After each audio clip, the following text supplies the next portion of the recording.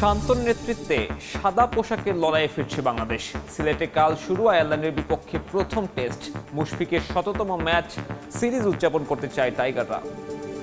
আমার কাছে মনে হচ্ছে আমি ইন্ডিভিজুয়াল নাজমুল হোসেন শান্তর থেকে বাংলাদেশ ক্রিকেট দলটা আগে রাখা উচিত। সো আমি দলটাকে আগে রেখে আমি আবার এই ডিসিশনে এসেছি। 100তমটা যদি উনি সুস্থভাবে খেলতে পারে তাহলে ওই 5টা দিন আমরা সবাই মিলে সেলিব্রেট করব। যৌন হয়রানির ঘটনায় জিরো টলারেন্স পিসিবির। শুধু কর্মকর্তা নয়, প্রমাণ পেলে শাস্তি পেতে হবে পরিচালককেও। নারী উইংয়ে ব্যাপক রদবদলের দাবি। যদি এই ধরনের আচরণের শিকার হতে হয় একটা মেয়েকে, তো এটা সত্যিই আমাদের ক্রিকেটের জন্য এবং বিশেষ করে আমাদের ওমেন্স ক্রিকেটের জন্য খুবই দুঃখের এবং হতাশার। Zero tolerance. একজন বোর্ডের কেউ থাকা উচিত যিনি বোর্ডের ইনফরমেশনগুলো দিতে পারবেন। অবশেষে বাংলাদেশ দলে ডাক পেলেন কিউবা মিচেল। মিডফিল্ডারের অন্তর্ভুক্তিতে শক্তিমত্তা বাড়বে বললেন তপু বর্মন। বিকেলে আসছেন হামজা চৌধুরী।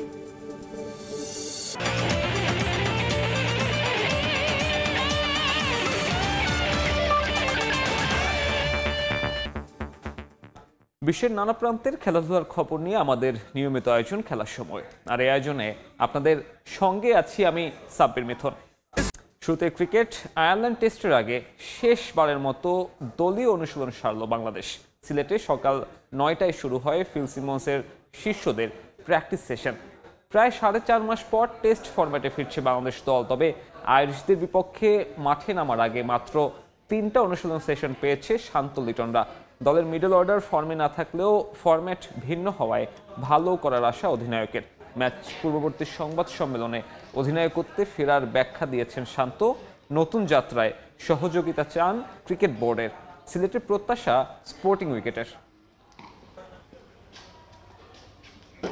আমার কাছে মনে হচ্ছে আমি ইন্ডিভিজুয়াল নাজমুল হোসেন শান্তর থেকে বাংলাদেশ ক্রিকেট দলটা আগে রাখা উচিত। সো আমি দলটাকে আগে রেখে আমি আবার এই ডিসিশনে এসেছি। টেস্ট ক্রিকেটটা অবশ্যই আমরা সবসময় এক্সপিরিয়েন্সকে প্রায়োরিটি দিই। সো ওনার এত বছরের একটা ক্যারিয়ার, এটা আমাদেরকে অনেক হেল্প করে। ওনার এক্সপিরিয়েন্সটা আসলে ক্রাঞ্চ মুমেন্টে কীভাবে ওই প্রেশারগুলো হ্যান্ডেল করার লাগে, এই বিষয়গুলো সবসময় আলাপ আলোচনা হয়। সো খুবই এক্সাইটেড এবং আমি পার্সোনালি এই 2টা টেস্ট ম্যাচ সেলিব্রেট করতে চাই। স্পেশালি 100তমটা যদি উনি সুস্থভাবে খেলতে পারে তাহলে ওই 5টা দিন আমরা সবাই মিলে সেলিব্রেট করব এবং পুরো দিনটা 5টা দিন খুব ভালোভাবে এনজয় করতে। এই মুহূর্তে সিলেটে আছেন রিপোর্টার নিয়ন মুহাইমিন। দলের সবশেষ খবর জানতে সরাসরি যুক্ত হচ্ছি তার সঙ্গে। মুশফিকের জন্য টেস্ট, এই আবহেই এখন বইছে সিলেটের আন্তর্জাতিক ক্রিকেট স্টেডিয়ামে। বাংলাদেশ দল তাদের শেষ দিনের অনুশীলনটা শেষ করেছে কিছুক্ষণ আগে। পরবর্তীতে সংবাদ সম্মেলনে কথা বলে গেছেন ক্যাপ্টেন নাজমুল হোসেন শান্ত আজ অনুশীলনে। গতকাল আমরা দেখেছি যে মুশফিকুর রহিম কিন্তু অনুশীলন করেননি, একটা হালকা কিছুটা নেগেলস ছিল তার, সেই কারণে টিম ম্যানেজমেন্ট থেকে জানানো হয়েছিল তিনি প্র্যাকটিসটা করেননি। তবে আজ কিন্তু পুরো দমে ব্যাটিং করেছেন মুশফিকুর রহিম। তো সেই জায়গা থেকে দল একেবারে নির্ভর মুশফিককে নিয়ে, এবং মুশফিকের কারণেই এই টেস্ট সিরিজটা আসলে একটা বিশেষ গুরুত্ব পাচ্ছে পুরো টিমের কাছে, যেটা জানিয়েও গেছেন শান্ত। তিনি বলেছেন যে পুরো টেস্ট সিরিজটা তিনি সেলিব্রেট করতে চান। মুশফিকুর রহিমের 100তম টেস্ট, যেটা বাংলাদেশের ক্রিকেট ইতিহাসের একটি বিরল অধ্যায় আগামীকাল আসলে যুক্ত হতে যাচ্ছে, যে 99তম টেস্ট খেলবেন মুশফিক, এবং পরবর্তীতে টেস্ট সিরিজের যে শেষ ম্যাচটা ঢাকায় হবে সেটা হতে যাচ্ছে মুশফিকের ক্যারিয়ারের 100তম টেস্ট, যেটা বাংলাদেশের টেস্ট ইতিহাসেরও একটা মাহেন্দ্রক্ষণ হবে।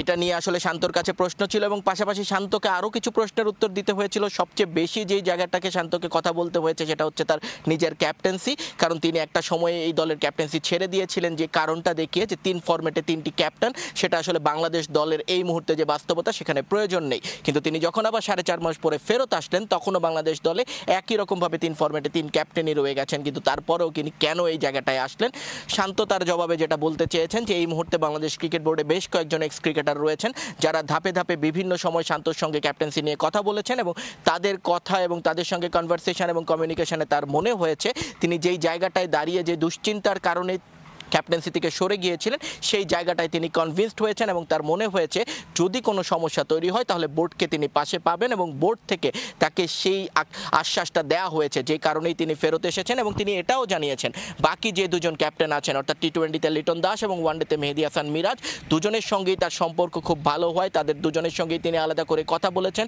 3 জন একসঙ্গে কথা বলেছেন, এবং বাংলাদেশ ক্রিকেটকে এগিয়ে নিয়ে যাওয়ার যে প্রত্যয় তারা ব্যক্ত করেছেন সেই জায়গাটায় একাট্টা থাকবার কারণেই মূলত শান্ত ফেরত এসেছেন করেছেন। আর আয়ারল্যান্ডের ম্যাচ নিয়ে যেহেতু কথা বলি, যে আয়ারল্যান্ড প্রতিপক্ষ হিসেবে আয়ারল্যান্ডকে সমীহই করছেন শান্ত, টিম কম্বিনেশনটা নিয়ে একেবারেই কোনো কথা বলেননি। মজা করে বলেছেন যে আগামীকাল সকাল 9:30টায় যখন টেস্ট শুরু হবে তার আধা ঘন্টা আগে আসলে দর্শকরা জেনে যাবেন টিমে কারা থাকছেন।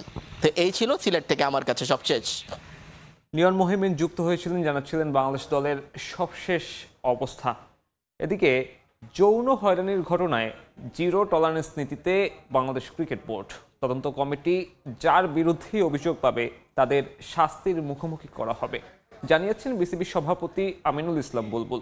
বোর্ড ডিরেক্টর কিংবা কর্মকর্তা ছাড় দেয়া হবে না কাউকে বলে জানান আরেক ডিরেক্টর সানিয়ান তানিম। তদন্ত কমিটিকে সব ধরনের সহযোগিতা করছে বোর্ড বলেও জানান মিডিয়া কমিটির চেয়ারম্যান আমজাদ হোসেন। তদন্ত কমিটিও গঠন করেছে ক্রিকেট বোর্ড। একজন বিচারপতির সাথে আছেন নারী পরিচালক রুবাবাদ-দৌলা ও ব্যারিস্টার সারওয়াত সিরাজ শুক্লা। অভিযোগগুলোর সামনে আসার পর গণমাধ্যমের মুখোমুখি আমিনুল ইসলাম বুলবুল। কিন্তু আলোচিত ঘটনা নিয়ে কথা বলতে যেন দ্বিধা ক্রিকেট বোর্ডের। এই ইস্যুতে প্রশ্ন করায় ঘুরিয়ে পেঁচিয়ে এড়িয়ে যাওয়ার চেষ্টা পরিচালকদের। যে কোনো ধরনের হ্যারাসমেন্ট, সেটা আপনার হচ্ছে ভার্বাল, ফিজিক্যাল, সাইকোলজিক্যাল বলেন, সাইবার হ্যারাসমেন্ট বলেন, এগুলো সব কিছুর ক্ষেত্রে আমাদের বোর্ডের জিরো টলারেন্স। এ ব্যাপারে আমরা কোনো কিছু টলারেট করব না। জাহানারার পর বর্তমান বোর্ডের একজন ডিরেক্টরকে নিয়ে প্রশ্ন তুলেছেন সাবেক এক নারী ক্রিকেটার। সবকিছু নিয়েই হবে তদন্ত, তবে এরই মধ্যে 4 কর্মকর্তাকে করা হয়েছে ওএসডি। এ বিষয়ে মন গড়া উত্তর দেন মিডিয়া কমিটির চেয়ারম্যান। একমাত্র ফিমেল ডিরেক্টর আমাদের, একজন বোর্ডের কেউ থাকা উচিত যিনি বোর্ডের ইনফরমেশনগুলো দিতে পারবে। ক্রিকেট বোর্ডে কোনো লিখিত কোনো বা ভার্বালি কোনো কমপ্লেন এখনো আসেনি। বিষয়টি নিয়ে খোলামেলা উত্তর দিতে বারবার প্রশ্ন করা হয় আমিনুল ইসলাম বুলবুলকে। শেষ পর্যন্ত এক কথায় উত্তর দিয়েছেন সভাপতি, তবে বোর্ডের কঠোর অবস্থানের কথা জানালেন আরেক পরিচালক। Zero tolerance. Whether that is employee, whether that is a director, there is an investigation committee that is responsible for the decision. কোনো ডিরেক্টরকে ছেড়ে যে করবে তা কিন্তু না। বুলবুল ভাই যেটা বলেছেন, জিরো টলারেন্স। 15 দিনের মধ্যে প্রতিবেদন জমা দিবে তদন্ত কমিটি। বোর্ডের পক্ষ থেকে সব ধরনের সহযোগিতা করতেই রাখা হয়েছে নারী পরিচালক রুবাবাদ-দৌলাকে। তদন্ত কমিটির সিদ্ধান্ত প্রকাশ্যে এনেই শাস্তির মুখোমুখি করা হবে দোষীদের। তারেক হাসান শিমুল, সময় সংবাদ, ঢাকা। জাতীয় দল থেকে শুরু করে সব পর্যায়ে হেনস্থার শিকার হন নারী ক্রিকেটাররা। কোনো সমস্যার কথা কোচ কর্মকর্তাদের জানিয়েও লাভ হয় না, উল্টো নানা হুমকিতে ক্যারিয়ার ধ্বংসের আশঙ্কায় মুখ বুজে সব সহ্য করতে হয়। আবার সিন্ডিকেটের কারণে ঝরে পড়ে অনেক প্রতিভাবান খেলোয়াড়ও। সব অনিয়ম অব্যবস্থাপনা নিয়ে এবার মুখ খুললেন সাবেক ক্রিকেটার ও কোচ রেশমা আক্তার আদুরি। বলেন বিসিবির কর্মকর্তাদের প্রশ্রয়ী হয় সবকিছু। বিস্তারিত জানাচ্ছেন তারেক হাসান শিমুল। বাংলাদেশের নারী ক্রিকেট উত্তাল নানা ইস্যুতে, যেখানে রয়েছে জাতীয় দলের সিন্ডিকেট, পক্ষপাতিত্বের অভিযোগ। সবচেয়ে গুরুতর যে বিষয়টি রয়েছে সেটি হচ্ছে যৌন হয়রানির অভিযোগ করেছেন সাবেক অধিনায়ক জাহানারা আলম। আমাদের সঙ্গে আজকে রয়েছেন জাতীয় দলের সাবেক ক্রিকেটার এবং কি বর্তমানে যিনি কোচ হিসেবে দায়িত্ব পালন করছেন। জিনিসগুলো শুনে আপনার কাছে আসলে জিনিসটা কেমন লেগেছে?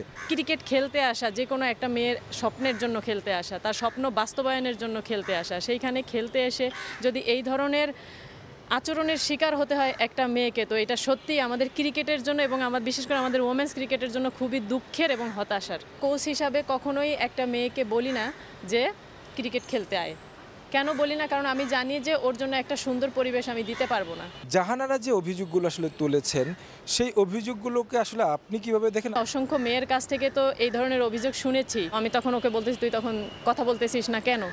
আপু বলবো কাকে বলবো? আমাকে তো অলরেডি হুমকি ধামকি দিয়ে আমার মুখ বন্ধ করে দেওয়া হচ্ছে, আর আমি বলতে গেলে আমাকে বলতেছে তোমার ক্যারিয়ার থাকবে না। বোর্ড কর্তা যারা রয়েছেন তাদের কি সংশ্লিষ্টতা আছে আপনার মনে হয়? না, আপনি যদি রোমান আহমেদ এবং জাহানারা আলমের বক্তব্যগুলো দেখেন, ইন্টারভিউগুলো দেখেন, তারা কিন্তু বারবার করে বলেছে যে আমরা উচ্চপদস্থ কর্মকর্তার কাছে বারবার গিয়েছি, কিন্তু আমরা কোনো সমস্যার সমাধান পাইনি। ফাহিম স্যারের ওইখানে গিয়েছিলাম অ্যাজ এ কোচ হিসাবে আমাকে কাজ করতে দেওয়ার সুযোগে। বিকেএসপির হয়ে বিকেএসপির কোচদেরকে টানা, বিকেএসপি হয়ে বিকেএসপির প্লেয়ারদেরকে টানা, এই কোরাম অবশ্যই ভেঙে দেওয়া উচিত। জাহানারার ভয়েস রেজ করার কারণে সবাই কিন্তু কম বেশি মুখ খুলতেছে।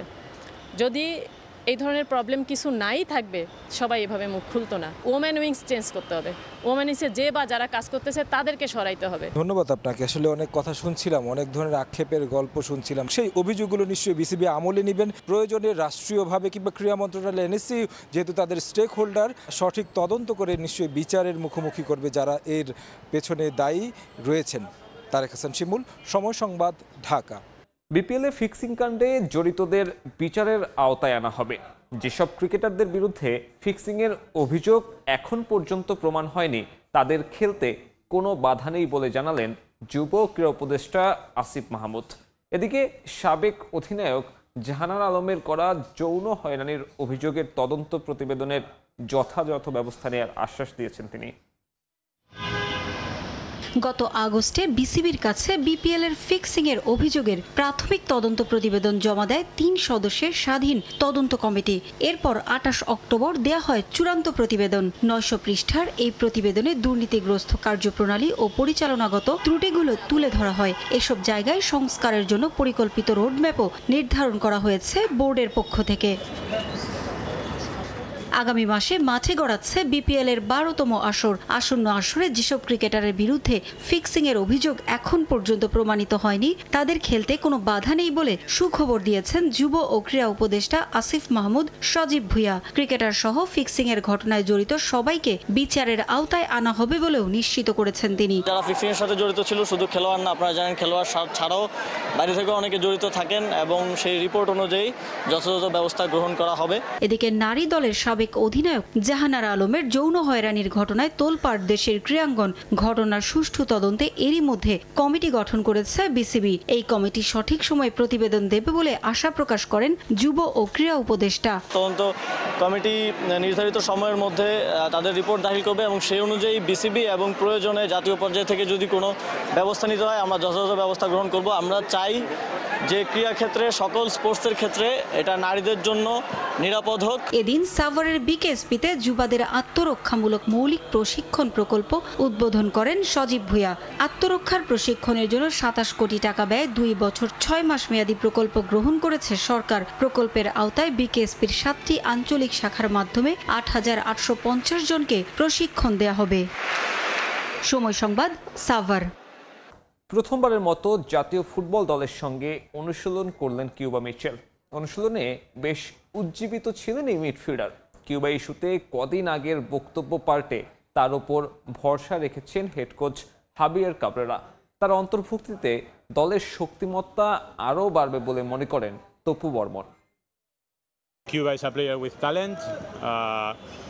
I'm pretty sure he's going to have his moment to join the national team, but he's not in that moment right now. We could give an opportunity to players with potential that we had been thinking of them for some time, and then that's why we call Murshid and Cuba. হঠাৎ কি এমন চমক দেখিয়েছেন Cuba Mitchell যাতে করে 5 দিনের মাথায় সুর পাল্টালেন হাবিয়ার কাবরেরা। কদিন আগেই কিউবাকে গুরুত্ব না দেয়া হেড কোচ এবার ভরসা রাখছেন তার উপরেই। কোচের এমন কর্মকাণ্ড কতটুকু পেশাদারিত্বর পরিচয় দেয়? কিউবা থেকে অনেক ভালো মানের ফুটবলার থাকায় তাকে পরিকল্পনায় না রাখার কথা জানিয়েছিলেন হেড কোচ। সেই ফুটবলারই এবার জামাল ভুঁইয়াদের ডাগ আউট শেয়ার করবেন। মূলত চোটের কারণে ক্যাম্প থেকে ছিটকে গেছেন মোহাম্মদ ইব্রাহিম। এতেই কপাল খুলেছে কিউবার। সে বেশি গেম টাইম পায়নি বলে তাকে আমরা ডাকিনি, কিন্তু শেষ প্র্যাকটিস ম্যাচে রহমত ও ইব্রাহিম ইনজুরিতে পড়ে, তাই আলোচনা করে কিউবা ও মোর্শেদকে দলে নেওয়া হয়েছে। প্রথমবারের মতো জাতীয় দলের অনুশীলনে বেশ উজ্জীবিত ছিলেন কিউবা। অনূর্ধ্ব 23 দলে খেলা জায়ান আহমেদের সঙ্গে বেশ স্বস্তিতেই দেখা গেছে তাকে। ক্যাম্পের ডাক পেয়েছেন মোর্শেদ আলীও। জামাল ভুঁইয়াদের সঙ্গে অনুশীলনের সময়টা বেশ উপভোগ করেছেন তিনিও। প্রাথমিক দলে ডাক পেলেও আসন্ন নেপাল ম্যাচে কিউবাকে দেখা যাবে কিনা তা নিয়ে রয়েছে সংশয়। রিফাতুল ইসলাম মিরন, সময় সংবাদ, ঢাকা। খেলার সময়ের শীর্ষ সংবাদগুলো জানিয়ে দিচ্ছি আরেকবার। শান্তর নেতৃত্বে সাদা পোশাকের লড়াইয়ে ফিরছে বাংলাদেশ। সিলেটে কাল শুরু আয়ারল্যান্ডের বিপক্ষে প্রথম টেস্ট। মুশফিকের 100তম ম্যাচের সিরিজ উদযাপন করতে চায় টাইগাররা। যৌন হয়রানির ঘটনায় জিরো টলারেন্স বিসিবির। শুধু কর্মকর্তা নয়, প্রমাণ পেলে শাস্তি পেতে হবে পরিচালককেও। নারী উইংয়ে ব্যাপক রদবদলের দাবি। এই ছিল খেলার সময়। এরপর দুপুরের সময় থাকবেন তোহা খান তামিম। সাব্বির, আপনাকে আবারও ধন্যবাদ। দুপুরের সময় নিয়ে আসছি কিছুক্ষণ পর, সঙ্গে থাকুন সময়ের।